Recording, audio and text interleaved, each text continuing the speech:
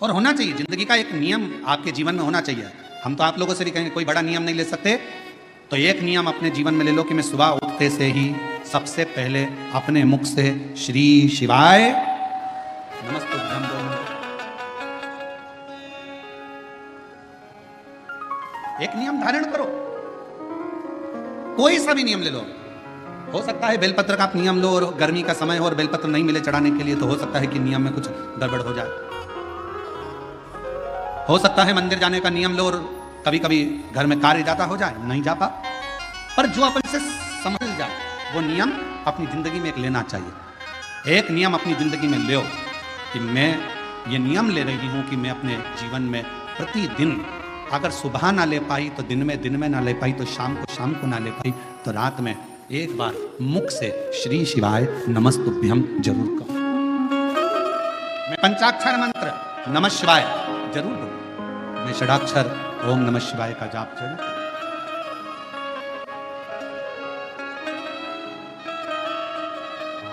अपने भीतर उस नियम को श्रेष्ठ बालक बड़ा हो गया, अपना नियम धारण कर रहता। जिस गांव में श्रेष्ठ बालक रहता था उसी गांव के नजदीक में 2 गांव छोड़कर एक ब्राह्मण और एक ब्राह्मणी का परिवार रहता था। महाराज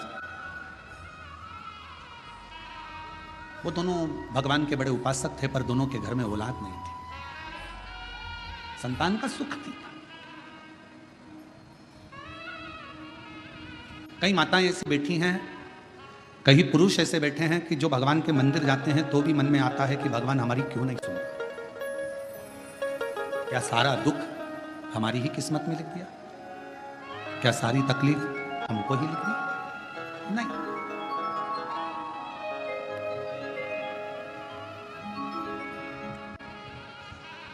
कभी ये विचार ना लाए, तेरे मंदिर में आना मेरा काम है और मेरी बिगड़ी बनाना तेरा। आप अपने मन में श्रेष्ठ विचार को लेकर आओ कि बाबा एक ना एक दिन अच्छा करेगा, एक ना एक दिन मेरे जीवन में सुख का फल आए।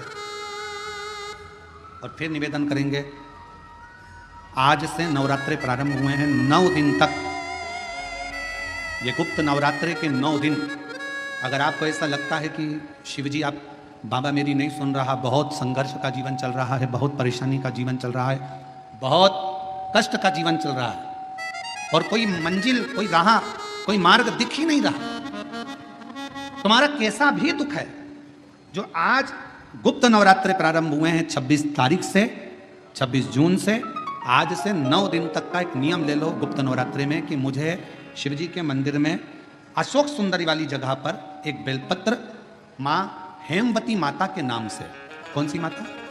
हेमवती, माँ हेमवती के नाम से एक बेलपत्र अशोक सुंदरी वाली जगह पर समर्पित करूंगी। 9 दिन का एक नियम धारण करो और 12वें या 15वें दिन आप देखिए आपका जो दुख है मेरा बाबा उसको काट कर ही रहे। गुप्त नवरात्रे जो आज से प्रारंभ हुए हैं, गुप्त नवरात्रे जो आषाढ़ महीने का ये गुप्त नवरात्रा है, इस नवरात्रे में हेमवती माता का स्मरण करना, एक बेलपत्र का पूजन करना, या एक बेलपत्र के वृक्ष के नीचे आप 9 दिन तक भी, अगर मंदिर तक भी नहीं जा सकते, मंदिर में आप बेलपत्र रखने नहीं जा सकते, तो आपके घर के आंगन में, द्वारे पर, बगीचे में, आपके घर के। Flying to Thailand, the digital arrival card is now mandatory for Indians. Get yours in less than 5 hours. Apply now.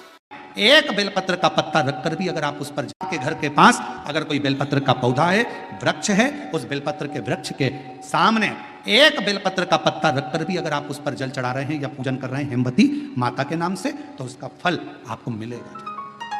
और मान लो बेलपत्र का वृक्ष भी नहीं है, हम मंदिर भी नहीं जा सकते, हम कहीं नहीं जा सकते, घर से बाहर कैसे निकलें? पानी तेज है, जलवृष्टि हो रही है, बहुत सा पानी है, तो क्या करें? अपने घर में जो शिवलिंग है, तुम्हारे घर में अगर जो शिवलिंग है, तुम्हारे घर में जो शिवलिंग विराजमान है, उसी शिवलिंग के साक्षी में, सम्मुख में भी अगर हेमवती माता का नाम लेकर अगर एक बेलपत्र समर्पित करोगे 9 दिवस तक, तो उसका फल मिलेगा जरूर, उसका फल मिलेगा। फिर से बोलो, कौन माता? हेमवती माता। कौन है ये? शिव महापुराण की कथा कथी है, जब माता पार्वती जी हिमालय राज के घर में प्रगटी और हिमालयों की कंदरा में बैठकर मां पार्वती जी तप साधना में लीन हुई। जितनी परीक्षा भगवान शंकर ले सकते थे, शिव जी ने सारी परीक्षा ली, ब्रह्मदेव परीक्षा लेने आए, भगवान नारायण परीक्षा लेने आए, इंद्रदेव आए, सप्तऋषि आए, सारे साधु संतों को परीक्षा लेने भेजा, पर मां उन परीक्षाओं में पास होती चली गई।